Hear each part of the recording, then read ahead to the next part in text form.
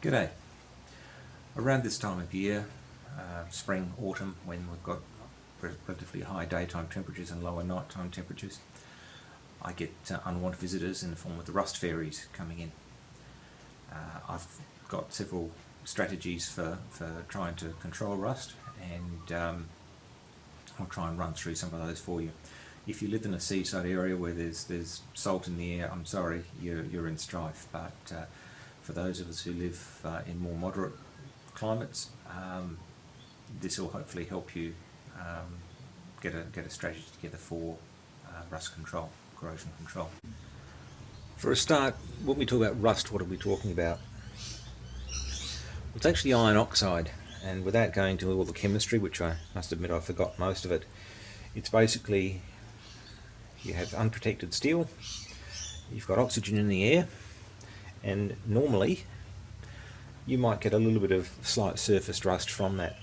But as soon as you've got moisture, or something that will retain moisture, which can include dust, sawdust, all that sort of thing, so that the moisture can sit in contact with the metal, and there is a difference in oxygen levels, you get a little electrochemical cell set up, and that's what rust on steel is about. And so the various strategies we've got are basically to break that down, either stop the oxygen getting to the steel, stop the moisture getting in or being around the place, and that will stop that electrochemical reaction. One of the big sources of moisture, and this is why I have trouble in spring and autumn, is condensation. The problem is that there's moisture in the air, there's always moisture in the air, and as an absolute quantity, it doesn't change very much short term. It will, if you have a cold front come through or something like that, it might increase and it might decrease if you have a run of dry weather. But the killer as far as workshops are concerned is the relative humidity.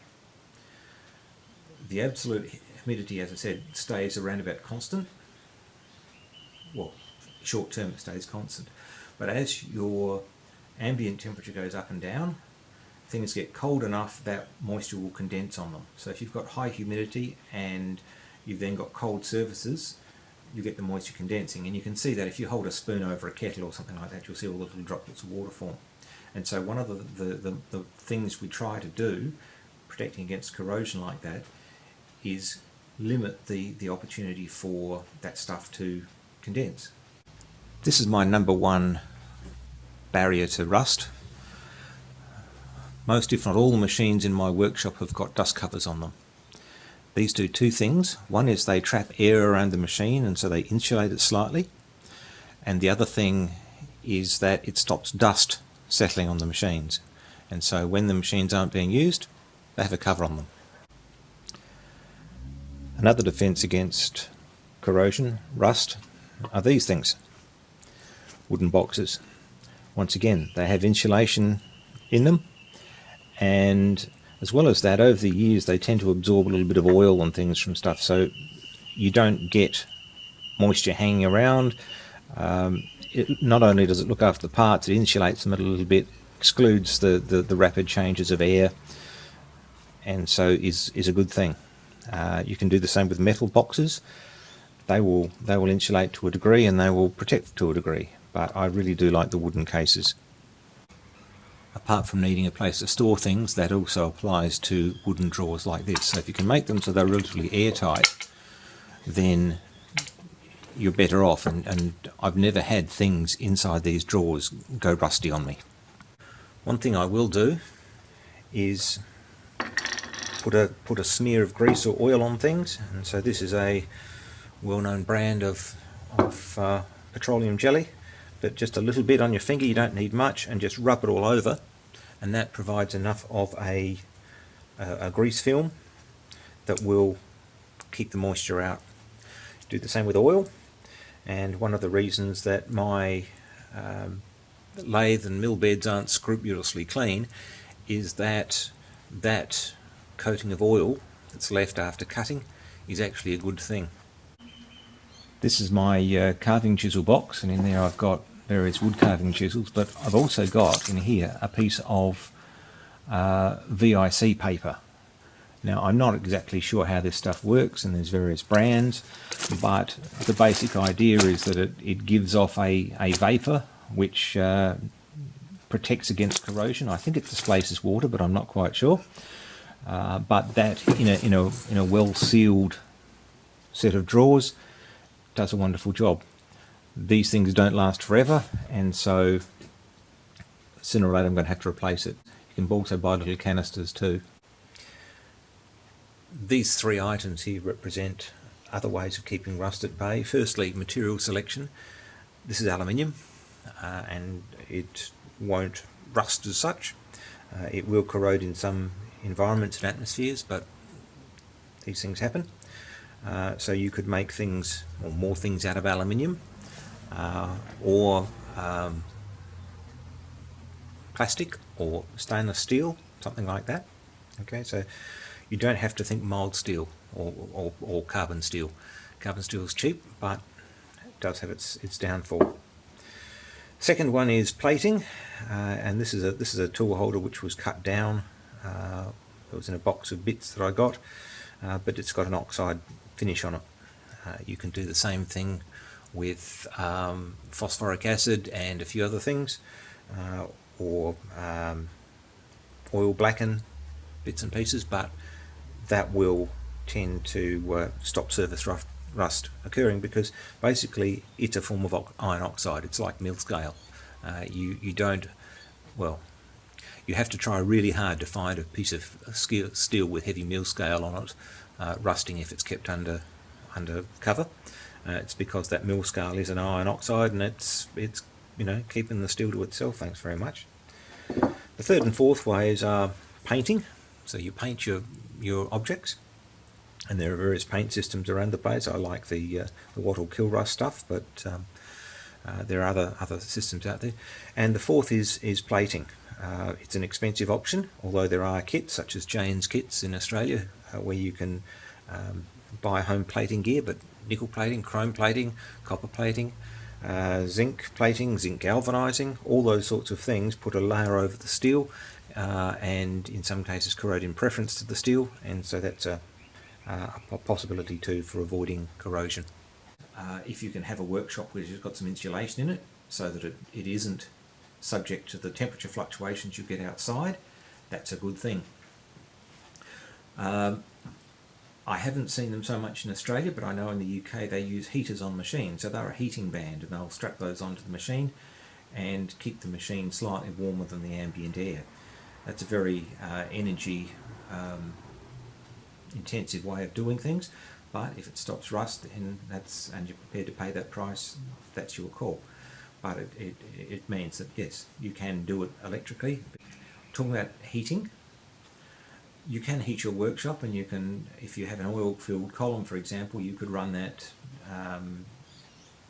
pretty much 24 hours a day and just keep warm air in the workshop. The sort of heating you don't want, though, is something which will add water vapour. So if you have an open flued gas heater, either one of those jet engine looking ones, or just a gas fire in the corner, or even a wood fire, that's not necessarily a good thing, because the combustion products will contain water in a vapour form, which will then, when it cools down, condense. So you're actually making the problem worse. So with heaters, you need to be careful with what you select. Dehumidifiers are something that some people have, and they work. Once again, you've got to have a sealed space for them. You can't just have an open-sided workshop and expect them to work terribly well. Two types, desiccant type and a refrigerant type. The desiccant type draws air over desiccant bags, those little silica gel bags you get in electronics mainly. It'll draw air over those. The moisture will be sucked out by the desiccant and then recirculated. After a while, the desiccant gets exhausted. You can revitalise it in an oven or something like that, heated to drive off the moisture. Refrigerated types are a little more significant. They rely on the refrigeration cycle cooling the air enough that the vapour in the air condenses out, and that way the you've got a container of water and you've got dry air going out into your workshop. Once again, the workshop needs to be sealed for those to work as well as they can, but that's a possibility. I guess lastly, what can you do if you do get a visit from the rust fairies? So this piece of steel has just been sitting there. As you can see, the iron oxide, there's no rust where the iron oxide is, but on the cut end, it was sitting that way. It's picked up a bit of surface rust. So using the wire brush here, I've just given that a quick brush, and that's cleaned it up. So if you've got light surface rust, that's possibly all you need to clean it up. Another possibility is something like this, evaporust. It's a chelating rust liquid. Some guys I know will use a bath of molasses. It'll do the same sort of thing. Molasses is smellier though. And then there's something like this. This is a bit of aluminium foil. Now, as you can see, this piece here has got a little bit of light surface rust on it. I left it sitting in a drawer and it's just picked that up. It's probably just dust. But if I rub that with the aluminium foil, this is not working as well as it could do because the surface isn't all that smooth. But I have used this with great effect onto a lathe bed. You can see there it's picking up reasonably well. Oh, one thing with this sort of stuff is if you've got a vertical surface that you're wanting to clean up, you can soak a paper towel and wrap the paper towel around the item, and the paper towel will hold that in contact with the surface, and it'll be fine.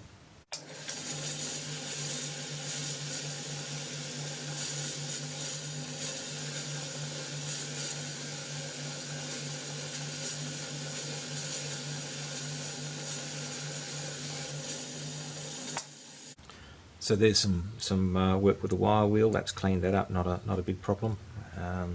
So yeah, either method will work. Thanks to those who've shared their tips for rust control with me, and I hope these tips come in handy for other people. Thanks for those who've inspired me, and we'll see you the next time.